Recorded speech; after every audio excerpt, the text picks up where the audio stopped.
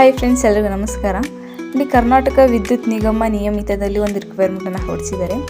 ಇದು ಕರ್ನಾಟಕ ವಿದ್ಯುತ್ ನಿಗಮ ನಿಯಮಿತವು KPCL ಕರ್ನಾಟಕ ಸರ್ಕಾರದ ಒಂದು ಉದ್ದಿಮೆಯಾಗಿದ್ದು ವಿದ್ಯುತ್ ಉತ್ಪಾದನೆಯಲ್ಲಿ ತೊಡಗಿದ್ದು ನಿಗಮದ ಕಾನೂನು ವ್ಯವಹಾರಗಳಿಗೆ ಸಂಬಂಧಿಸಿದಂತೆ ವಿವಿಧ ನ್ಯಾಯಾಲಯಗಳಲ್ಲಿ ಕಾನೂನು ವಿಷಯಗಳಲ್ಲಿ ತೆಗೆದುಕೊಳ್ಳಬೇಕಾದ ಕ್ರಮದ ಬಗ್ಗೆ ಸಲಹೆ ನೀಡಲು ನ್ಯಾಯಾಲಯಗಳಲ್ಲಿ ನಿಗಮದ ಪರವಾಗಿ ವ್ಯವಹರಿಸುವ ನಿಗಮದ ವಕೀಲರೊಂದಿಗೆ ಸಂಪರ್ಕಿಸಲು ಮತ್ತು ಇತರೆ ಕಾನೂನು ವಿಷಯಗಳಿಗೆ ಸಂಬಂಧಿಸಿದ ಕಾರ್ಯಗಳನ್ನು ನಿರ್ವಹಿಸಲು ಗುತ್ತಿಗೆ ಆಧಾರದ ಮೇಲೆ 1 ವರ್ಷದ ಅವಧಿಗೆ ಮುಖ್ಯಸ್ಥರು ಅಥವಾ ಕಾನೂನು ಸೇವೆಗಳ ಹುದ್ದೆಗೆ ಈ ಕೆಳಕಂಡ ಅರ್ಹತೆಗಳಿಂದ ನೇಮಿಸಿಕೊಳ್ಳಲು ನಿಗಮ ಉದ್ದೇಶಿಸಲಾಗಿದೆ ಅಂತಲೇ ಹೇಳ್ಬೋದು. ನೋಡಿ, ಮೊದಲದಾಗಿ ಇಲ್ಲಿ ಮುಖ್ಯಸ್ಥರು ಅಥವಾ ಕಾನೂನು ಸೇವೆ ಹುದ್ದೆಗೆ ಸಂಬಂಧಪಟ್ಟಂತೆ ಇಲ್ಲಿ ಒಂದು ವೇಕೆನ್ಸಿ ಕನ್ಫರ್ಮ್ ಮಾಡಿದ್ದು. ಇದಕ್ಕೆ ಅರ್ಹತೆಯನ್ನು ನೋಡೋದಾದರೆ ನಿವೃತ್ತ ಜಿಲ್ಲಾ ಮತ್ತು ಸೆಷನ್ಸ್ ನ್ಯಾಯಾಧೀಶರು ಇದಕ್ಕೆ ಅರ್ಹರಾಗಿರ್ತಾರೆ.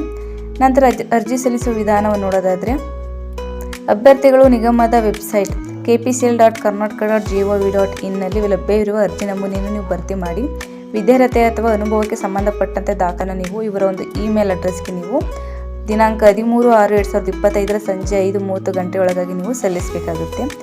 ನಿಗದಿತ ಸಮಯ ಅಥವಾ ದಿನಾಂಕದ ನಂತರ ಸ್ವೀಕೃತಗೊಂಡ ಅರ್ಜಿಗಳನ್ನು ಪರಿಗಣಿಸಲಾಗುವುದಿಲ್ಲ. ಇತರ ಯಾವುದೇ ನಮೂನೆಯಲ್ಲಿ ಅರ್ಜಿಗಳನ್ನು ಕೂಡ ಸ್ವೀಕರಿಸಲಾಗುವುದಿಲ್ಲ ಅಂತ ತಿಳಿಸಿದ್ದಾರೆ. ಓಕೆ, ನಂತರ ವಯೋಮಿತಿ ಸಂಬಂಧಪಟ್ಟಂತೆ 60 ರಿಂದ 70 ವರ್ಷದ ಒಳಗಡೆ ಇರೋರು ನೀವು ಅಪ್ಲಿಕೇಶನ್ ಹಾಕ್ಬೋದು. ನಂತರ ವೇತನ ಹಾಗೂ ಇತರೆ ಭತ್ಯೆಗಳನ್ನ ನೋಡೋದಾದರೆ ಸದರಿ ಹುದ್ದೆಗೆ ಮಾಹೆಯಾನ ಸಂಭಾವನೆ ರು 75,000, ಪ್ರಸ್ತುತ ಪಡೆಯುತ್ತಿರುವ ಪಿಂಚಣಿ ಹಾಗೂ ನಿಗಮದಿಂದ ಪಾವತಿಸಲಾಗುವ ಸಂಭಾವನೆ ಸೇರಿ ಅವರ ನಿವೃತ್ತ ಸಮಯದಲ್ಲಿ ಪಡೆಯುತ್ತಿದ್ದ ವೇತನವನ್ನು ಮೀರುವಂತಿಲ್ಲ. Subject to deduction of income tax as per rules. Okay, ನಂತರ 1,000 ರು ಆತಿಥ್ಯ ಭತ್ಯೆ, ವಾಹನ ಸೌಕರ್ಯ ಹಾಗೂ ಸ್ಥಿರ ದೂರವಾಣಿ, 2 ದೈನಂದಿನ ಪತ್ರಿಕೆಗಳು ಹಾಗೂ 2 ನಿಯತಕಾಲಿಕ ಪತ್ರಿಕೆಗಳನ್ನು ಒದಗಿಸಲಾಗುವುದು.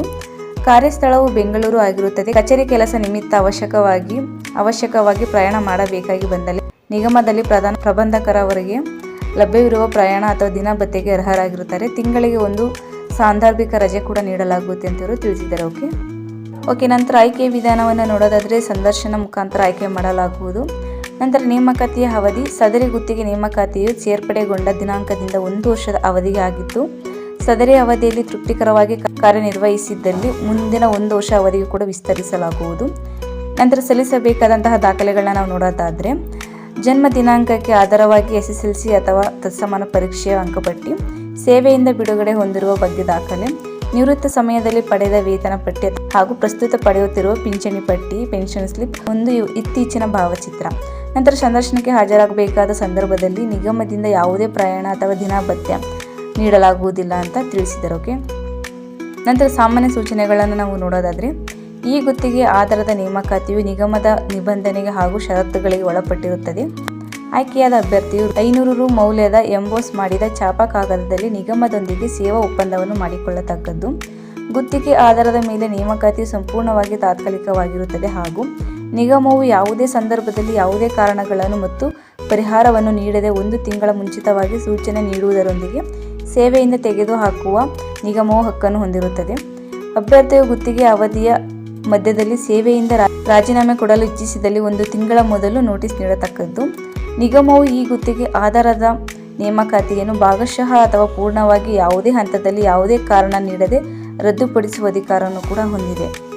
ಸೊ ಇದಿಷ್ಟು ಮುಖ್ಯಸ್ಥರು ಅಥವಾ ಕಾನೂನು ಸೇವೆಗಳ ಹುದ್ದೆಗೆ ಸಂಬಂಧಪಟ್ಟಂತೆ ಮಾಹಿತಿಯಾಗಿರುತ್ತೆ. ಈ ವಿಡಿಯೋ ಇಷ್ಟ ಆದಲ್ಲಿ ಲೈಕ್ ಮಾಡಿ, ಶೇರ್ ಮಾಡಿ ಹಾಗೂ ಹೀಗೆ ಹೆಚ್ಚಿನ ಜಾಬ್ ಅಪ್ಡೇಟ್ಸ್ಗಳಿಗಾಗಿ ನನ್ನ ಯೂಟ್ಯೂಬ್ ಚಾನಲ್ ಸಬ್ಸ್ಕ್ರೈಬ್ ಮಾಡಿ ಸಪೋರ್ಟ್ ಮಾಡಿ ಫ್ರೆಂಡ್ಸ್. Thank you.